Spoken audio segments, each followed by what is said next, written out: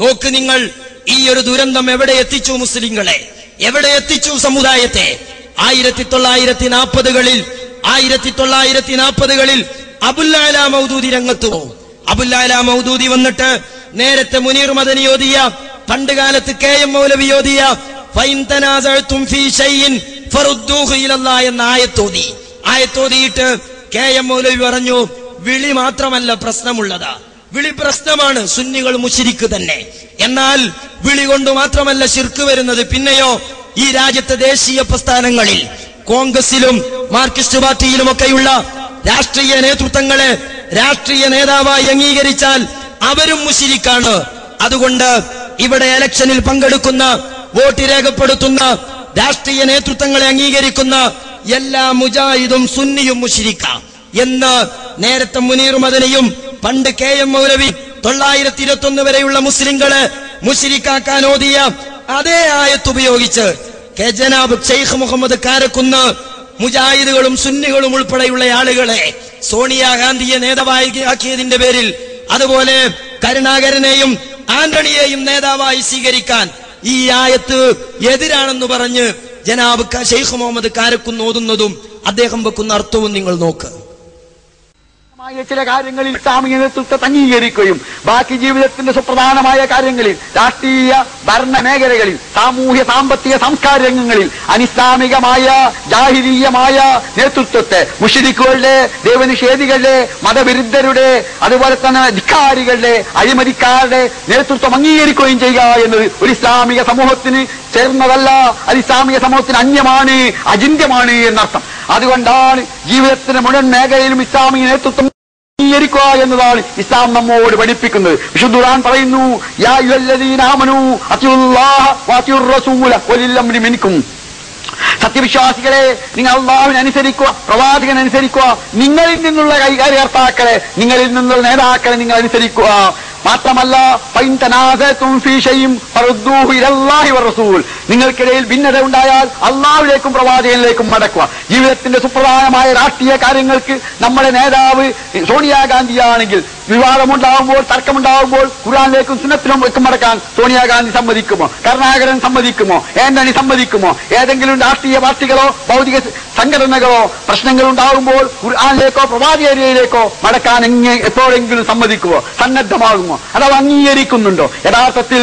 അതുകൊണ്ട് തന്നെ അനിസ്ലാമിക സഹോദരന്മാരെ, നോക്ക് നിങ്ങൾ, മുനീർ മദനി ഓതിയ, KM മൗലവി 921 വരെയുള്ള മുസ്ലിങ്ങളെ മുശ്രിക്കാക്കാൻ ഓതിയ അതേ ആയത്ത് ഡയറക്റ്റ് ആയിട്ട് ഖുർആനിലേക്ക് 40-ൽ ജമാഅത്തെ ഇസ്ലാമിക്കാർ വന്ന് ഓതിയപ്പോഴോ ഈ രാജ്യത്ത് രാഷ്ട്രീയം അംഗീകരിക്കുന്ന, ജനാധിപത്യം അംഗീകരിക്കുന്ന മുജാഹിദും സുന്നിയും ഒക്കെ ഉൾപ്പെടെയുള്ള ആബാലവൃതം മുസ്ലിങ്ങളും ഇസ്ലാം എന്ന് പുറത്തുപോയി.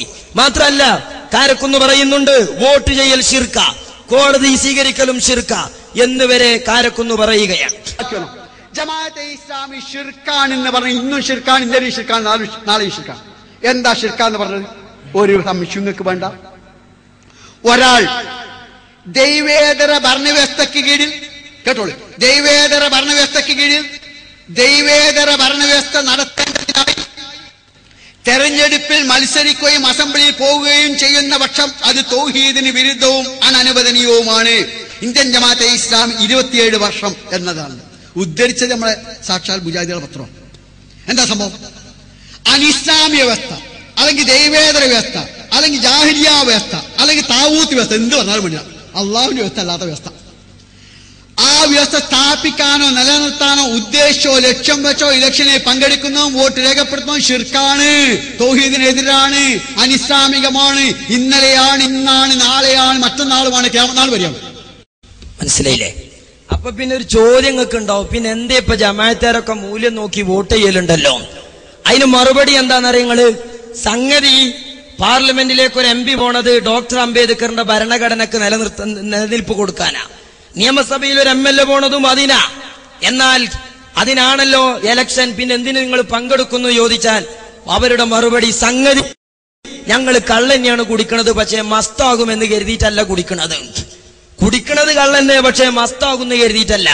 നിയ്യത്തില്ല എന്ന് കരുതി കാല് നാലാലാവൂലേ? മസ്താകൂല എന്ന് കരുതി കുടിച്ചാലും സംഗതി തലക്ക് ഭ്രാന്താവൂലേ? നോക്ക് നിങ്ങൾ, സ്വന്തമായി കോടതിയിൽ പോകൽ ശിർക്ക്. വേറൊരു തമാശ കൂടി കൂട്ടത്തിൽ കേട്ടോളി. കോടതിയിൽ പോകൽ ശിർക്കാണെന്ന് പറഞ്ഞ ജമാഅത്തുകാർ പ്രശ്നമുണ്ടായാൽ സോണിയായിലേക്കോ കോടതിയിലേക്കോ മടക്കാൻ പാടില്ലെന്ന് പറയുന്ന ജമാഅത്തുകാർ ഇപ്പൊ അവരെ നിലപാടെന്താ? നിങ്ങള് ആരിഫ് അലി എന്ന് പറയുന്ന ജമാഅത്ത് അമീർ പ്രസംഗിക്ക ഇന്ത്യൻ ജമാഅത്തെ ഇസ്ലാമിയ നിരോധിച്ചപ്പോ ഞങ്ങൾ കോടതിയിൽ പോയിട്ട് ഞങ്ങൾ ആ തീവ്രവാദ സംഘടനയല്ല എന്ന തീരുമാനം കോടതിയിൽ പോയി ചോദിച്ചു വാങ്ങി ആ കടലാസ് കീശയിലിട്ടിട്ടാണ് ഞങ്ങൾ നടക്കുന്നത്.